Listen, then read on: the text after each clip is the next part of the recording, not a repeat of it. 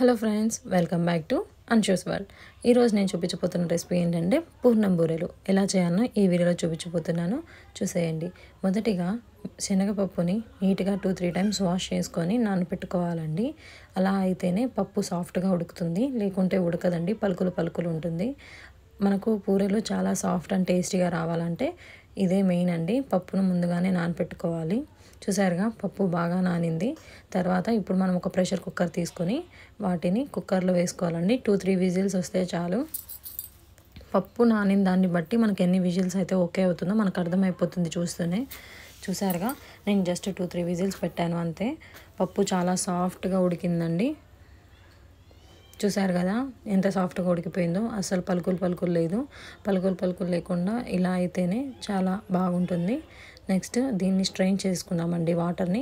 ఈ వాటర్ని కావాలంటే మనము రసం చేసుకోవచ్చండి, చాలా టేస్టీగా ఉంటుంది.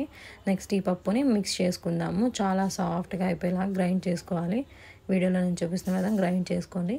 నెక్స్ట్ జస్ట్ కొంచెం వాటర్ తీసుకోవాలండి. ఒక కడాయి తీసుకొని ఒక హాఫ్ గ్లాస్ కూడా కాదు, 1 స్పూన్ అలా తీసుకొని మనం ముందుగానే దంచిపెట్టుకున్న బెల్లాన్ని వేసుకొని పాకం లాగా కాకుండా కొంచెం థిక్గా ఉంటుంది కదా, అలా అయ్యేలాగా చేసుకోవాలి.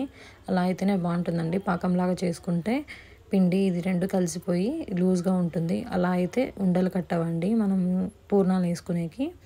చూసారుగా, నేను చూపిస్తున్న విధంగా బాగా మిక్స్ అయ్యాక ఇప్పుడు మనం మిక్సీకి వేసుకున్నాం కదండి, ఆ పేస్ట్ని కూడా దీంట్లో వేసేసి బాగా కలుపుకోవాలి.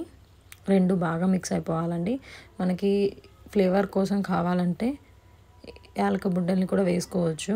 నాకు ఆ ఫ్లేవర్ కొంచెం నచ్చదు, అందుకు నేను వేసుకోలేదండి. చూసారుగా, నేను చూపిస్తున్న విధంగా చేసేసుకోవాలి నీట్గా.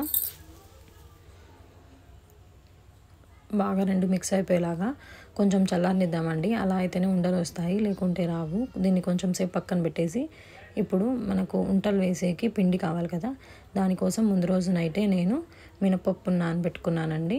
మినపప్పు ముందు రోజే నానబెట్టుకోవాలి, కనీసం 8 అవర్స్ అన్నా నానాలండి. అలా అయితేనే బాగా వస్తుంది. లేకుంటే మైదాతో కూడా వేసుకోవచ్చు. మినపప్పు అయితే బాగుంటుందని నేను మినపప్పు తీసుకున్నానండి. మినపప్పుని గ్రైండ్ చేసి పెట్టుకోవాలి. మినపప్పుతో మనం ఏమేమి తీసుకోవాలంటే కొంచెం బియ్యం పిండి ఉంటుంది కదా, దీన్ని రెండు మిక్స్ చేసుకొని వేసుకోవాలి. అలా అయితేనే బాగా వస్తాయి, లేకుంటే బాగా రావండి. వీటిని ఇప్పుడు మిక్సీ జార్లో తీసుకుందాము. నేను బియ్యం పిండే ముందు కలిపి పెట్టుకున్నాను కొంచెం క్వాంటిటీ. దీన్ని మిక్సీకి వేసుకున్న తర్వాత ఆ పిండిని దీన్ని రెండు కలుపుకోవాలండి. ఇప్పుడు నేను చూపిస్తున్న విధంగా మిక్స్ చేసుకోవాలి రెండు. కొంచెం లూజ్గా ఉండాలి. ఎలా అంటే ఇడ్లీ పిండి ఎలా ఉంటుంది, ఈ విధంగా ఉండాలండి. నెక్స్ట్ మనం బాల్స్ చేసుకొని దాంట్లో డిప్ చేసి ఆయిల్లో డీప్ ఫ్రై చేయడమే. లో ఫ్లేమ్లో పెట్టుకొని చేసుకోవాలండి. చాలా టేస్టీ అండ్ సూపర్గా వస్తాయి. ఇప్పుడు వరలక్ష్మి వ్రతం కదండి, అమ్మవారికి ఖచ్చితంగా ఈ పూర్ణం బూరెలు పెట్టడం చాలా మెయిన్ అండి. అమ్మవారికి ప్రసాదాలలో మెయిన్ ఇది. Thanks for watching my